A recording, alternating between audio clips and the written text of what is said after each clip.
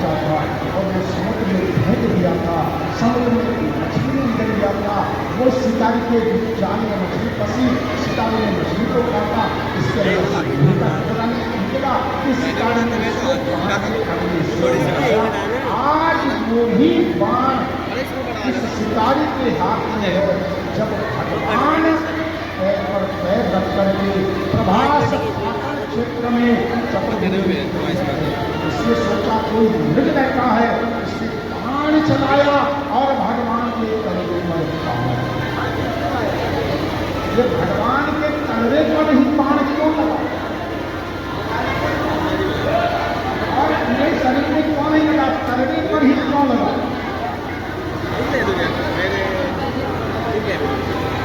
दुर्वासा जी एक बार भगवान कृष्ण ने दुर्वासा जी के द्वारा चबाया हुआ और मुख से उबला हुआ भोजन अपने पूरे शरीर पर मल दिया, लेकिन पांव के तलवे पर नहीं मला। दुर्वासा जी ने कहा, पांव के तलवे पर क्यों नहीं मलते हो? कन्हैया ने कहा, ये गुरु जी का प्रसाद है और गुरु जी का प्रसाद पांव के तलवे के नीचे नहीं रखा जाता। मैं कहता हूँ दुर्वासा जी ने कहा, इसको लगाओ, और किसी ने कहा नहीं लगाऊंगा। दुर्वासा जी ने कहा, हे कन्हैया, तेरे पूरा शरीर वज्र का हो गया है, कहीं से भी तेरे शरीर में मृत्यु प्रवेश नहीं करेगी, तेरे शरीर छोड़ने का यदि कारण बनेगा तो तेरे पांव का तलवा बनेगा। आज इसी तलवे पर शिकारी का बाण लगा। शिकारी आया, देखा, उसने सोचा था मृग मर गया होगा, देखा तो चतुर्भुजम पुरुषम तम दृष्ट्वा, चतुर्भुज भगवान कृष्ण का रूप देख करके दिल बड़ा होने लगा, मुझसे अनजान के पास हुआ प्रभु। भगवान ने कहा, शोक मत कर, तेरा पहला मुझ पर ऋण था, मुझे मैं छुपा दिया।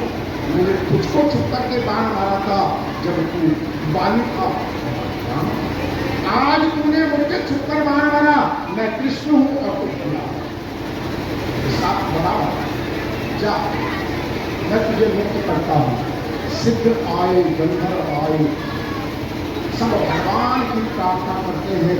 हिरण्या नदी के किनारे, सागर के किनारे ऐसा क्या होने वाला है?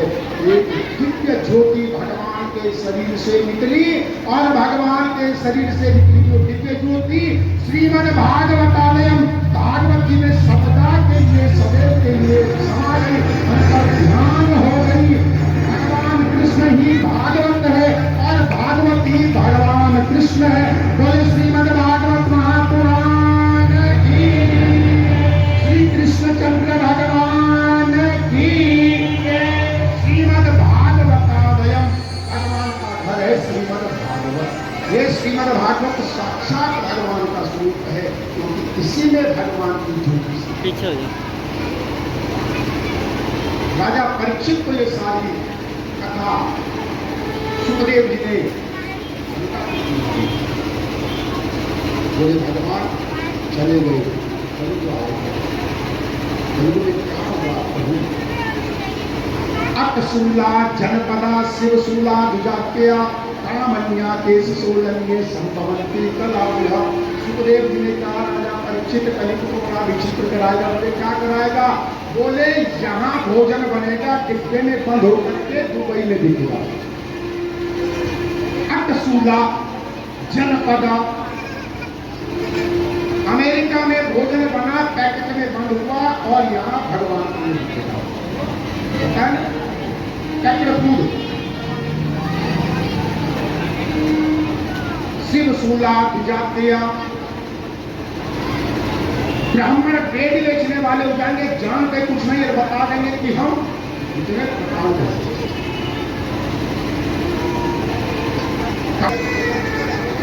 कलयुग में स्त्रियों का श्रृंगार केवल बाल नहीं, कह रहा हूं ये बात, ये विष्णु पुराण में लिखी है।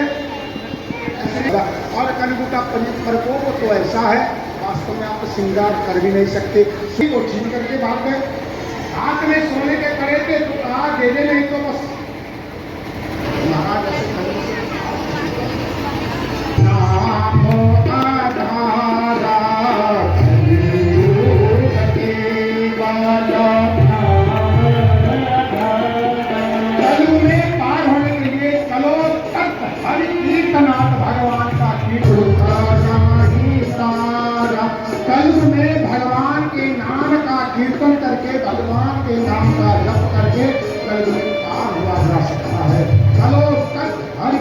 का, कलयुग में भगवान के कीर्तन का, भगवान के नाम जप का समय है।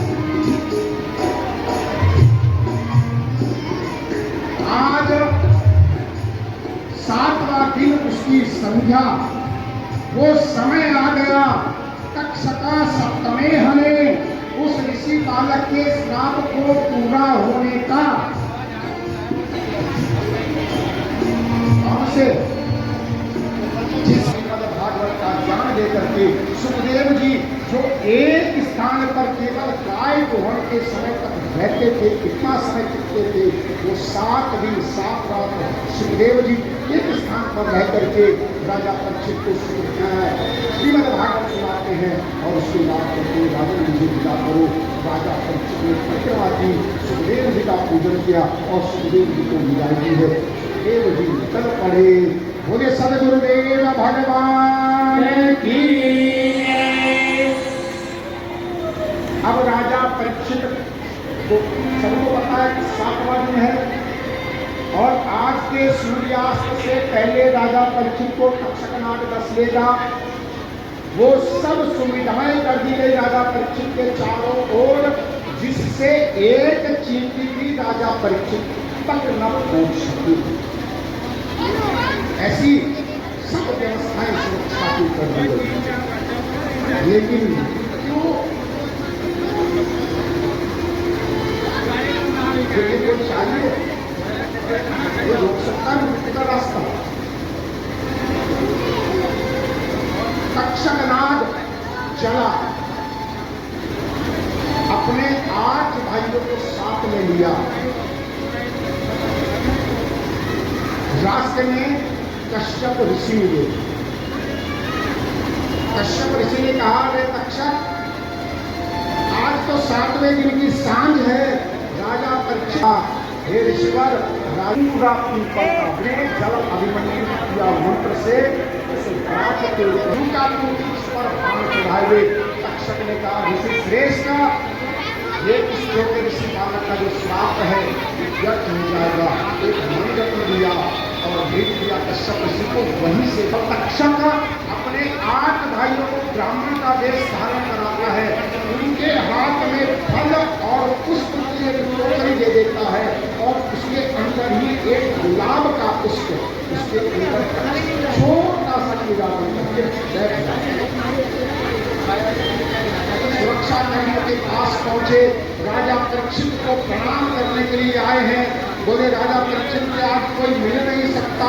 जब कल प्रातः काल सूर्योदय होगा तब छोटू नाम इनका भुवनेश्वर है। अब कहीं भी क्या, ये परिवार में भी छोटा और कद में भी छोटा, छोटू ही बोलते हैं इसको। सारे छुटमलपुर में छोटू पंडित जी बोलते, नाम बहुत कम लोग जानते।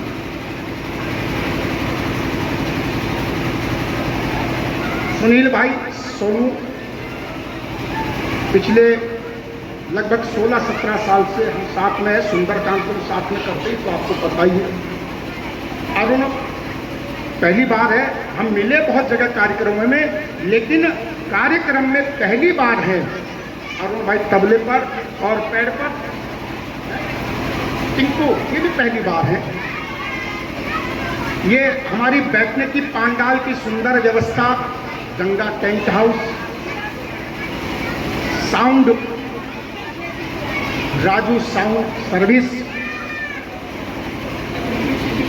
लेकिन इस साउंड सर्विस को हमारे लिए हमेशा उपलब्ध कराता है रज्जू भाई का बेटा चिंटू, जिसको सब जानते हैं। नाम है उसका अनमोल, और है भी अनमोल।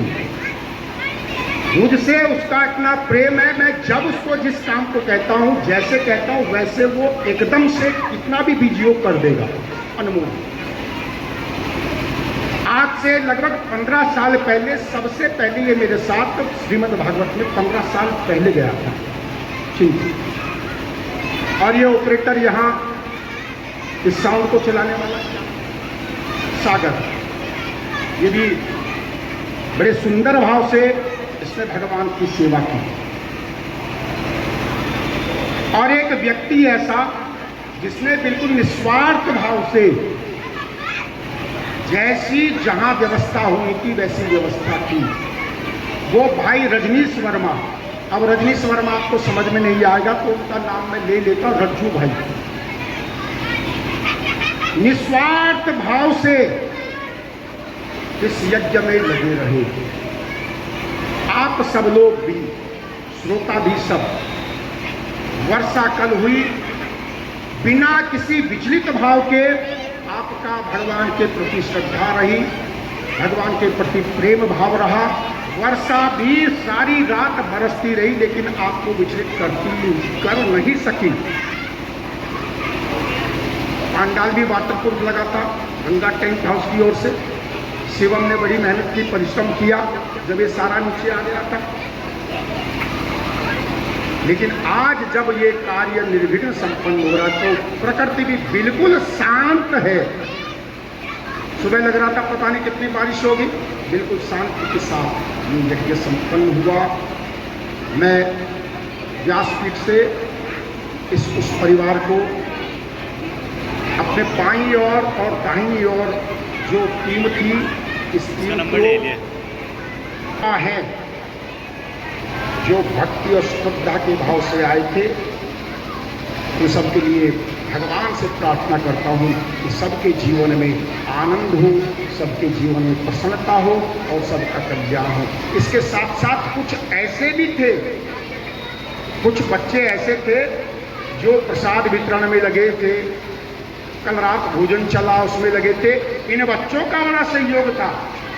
बच्चों के साथ कुछ और भी लोग थे जो इन बच्चों को गाइड करते थे। ये बड़े लोग रास्ता बताते थे, ये छोटे बच्चे उनके बताए हुए रास्ते से कार्य को करते थे। कल कितना व्यवस्थित ढंग से भोजन हुआ, रात में कोई अव्यवस्था नहीं हुई। इन बच्चों ने पूरी व्यवस्था को संभाला। आज भी भंडारे की व्यवस्था यही बच्चे संभालेंगे। इन बच्चों के जीवन में भी उन्नति हो, इन बच्चों के जीवन में भी प्रसन्नता हो, आनंद हो। जिसने जिस भी प्रकार से इस यज्ञ में अपना सहयोग किया, क्योंकि सबका काम था, जिसने जिस प्रकार से सहयोग किया भगवान उसी प्रकार से उसके जीवन में मंगल दे, आनंद दे। इन्हीं शब्दों के साथ मैं अपनी वाणी को पूरा करता हूँ और सभी लोगों से प्रार्थना है कि आप अपने स्थान पर बैठे रहें। केवल परिवार के लोग ही आरती करें, आप लोग बैठ करके आरती का दर्शन करें। इसके बाद जब आरती संपन्न हो जाएगी तो ये परिवार के सब लोग व्यासपीठ के ऊपर आएंगे। पहले तो आशीर्वाद, फिर सब लोग पंक्तिबद्ध होकर के आएंगे, सबको आशीर्वाद मिलेगा फल के रूप में। और इधर से आएंगे, इधर से नीचे निकलेंगे, इधर से आएंगे, इधर से नीचे निकलते हुए जाएंगे। और उसके बाद जिनका भी कलश यात्रा में कलश था वो अपना टोकन देंगे, अपना कलश लेंगे। इसके बाद सभी, ये भागवत जी का प्रसाद है, भगवान कृष्ण का प्रसाद है, सभी लोग भंडारे का प्रसाद अवश्य लें, भोजन करके जाएं, लेकिन व्यवस्थित करके जाएं। व्यवस्था आप सबकी, किसी प्रकार की कोई अव्यवस्था, कोई हड़बड़ाहट ना हो, हमारे कारण किसी को कोई दिक्कत ना हो, ऐसा सब जब ध्यान रखेंगे तो ये जो शेष कार्य भंडारे का ये भी बड़ी आराम से निपट जाएगा। ओम जय जगदीश हरे